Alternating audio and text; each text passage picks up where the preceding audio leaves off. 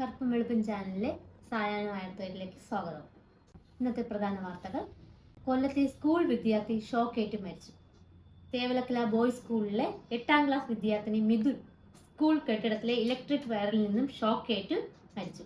ഇതിനെ തുടർന്ന് ശക്തമായ അന്വേഷണം വേണമെന്ന് വിദ്യാഭ്യാസ മന്ത്രി. അഹമ്മദാബാദിൽ തകർന്ന വിമാനത്തിന്റെ ഫീൽഡ് സ്വിച്ച് ഓഫ് ആക്കിയതിൽ സീനിയർ പൈലറ്റാണെന്ന് അമേരിക്കൻ മാധ്യമം. അയാൾ വാൾ സ്ട്രീറ്റ് ജേണലിന്റെ റിപ്പോർട്ട് ഭാരത സർക്കാർ തള്ളി. KTDFCക്ക് KSRTC നൽകുന്ന 436 കോടി രൂപയുടെ ബാധ്യത മന്ത്രിസഭ തീരുമാനപ്രകാരം ഒഴിവാക്കി. കർക്കിടവാവ് ബലിയായ ജൂലൈ 24-ന് തിരുവനന്തപുരം കോർപ്പറേഷൻ, വർക്കല മുനിസിപ്പാലിറ്റി, അരുവിക്കര ഗ്രാമപഞ്ചായത്ത് എന്നിവിടങ്ങളിൽ ജൂലൈ 23-ന് രാത്രി 12 മണി മുതൽ ജൂലൈ 24 ഉച്ചയ്ക്ക് 2 മണി വരെ മദ്യവിൽപ്പന നിരോധിച്ചുകൊണ്ട് തിരുവനന്തപുരം ജില്ലാ കളക്ടർ ഉത്തരവിട്ടു.